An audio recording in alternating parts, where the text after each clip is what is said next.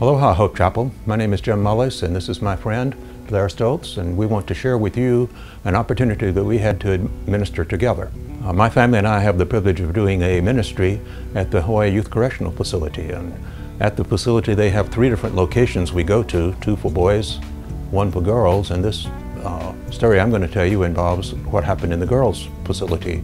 After the lights out had occurred, some of the girls kept kind of telling ghost stories and doing some drawings of pentagrams, and one of the girls who was in her bunk and already asleep started screaming that something was on her and she couldn't get it off.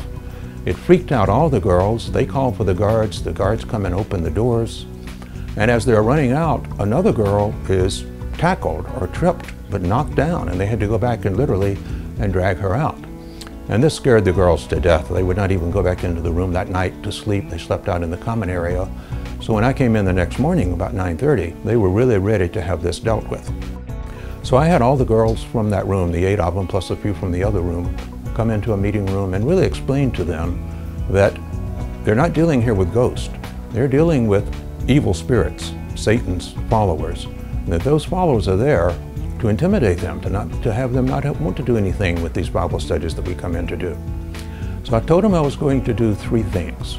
One is I was going to go back into the room and they could come with me if they wanted to, and we were going to pray those spirits out of the room. Secondly, when I left, I was going to go outside the building and go to all 4 corners and pray for God's angels to come and provide protection there. But I told them the 3rd thing is that I had a friend from the church who really had a gift in dealing with spirits, evil spirits. And I wanted to see if it was possible that he was free that Sunday afternoon and could come in with me and we could continue the ministry to them. I remember telling him that I wasn't sure he would be available, and even if he was, I wasn't sure if they would let me come in because I wasn't on the schedule. But one of the girls said, "Don't worry about that. The guards want this thing out of here just as much as we want it out." And so that was the setting for which we came back in on the Sunday afternoon, and Blair had the opportunity to really minister, particularly to the girls who had been attacked. So Jim called me Sunday morning and explained what had happened and asked if I was available, and I said yes. And so he picked me up and we went to the girls' home. Since I knew that this was going to be a spiritual battle and that we were going to command unclean spirits to leave, I was concerned that if the girls were not saved, that there would be retribution and the spirits would come back. So at the same time that I asked the girls, this girl, if she wanted to accept the Lord, the guard that was sitting on to my left said that she would like to pray that prayer with us as well. So I extended my hand across the table to this young girl, and the guard put her hand on top of mine, and I got to lead them to the Lord, which was very, very cool and unexpected that the guard would join us with this. So Jim and I prayed, and we prayed against the oppression in the dorm.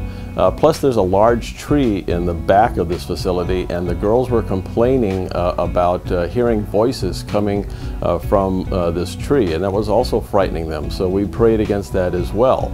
And when we were finished, we asked if they had any questions, and they didn't, but they were very solemn. They knew that this was serious. And then we left. This incident occurred in a temporary facility for the girls. It wasn't their permanent place was being repaired. I continued to minister to them in that temporary facility for probably 6 more months, and they never ever experienced another incident of any kind of evil spirits coming into there. So what we're sharing with you here really is the power of teamwork, the power of having, particularly in Blair's case, someone who really has a special gift from the Spirit, and the fact that all of us can go and employ the power of the Spirit whenever we encounter these kinds of things. And we also understand that dabbling in the occult, even just a little bit, can have some very serious consequences. And yet the name of Jesus is so powerful that invoking His name we can command these spirits to leave and they will obey Him. And I think we showed these girls that the power of Jesus was very evident in their dormitory and in their lives.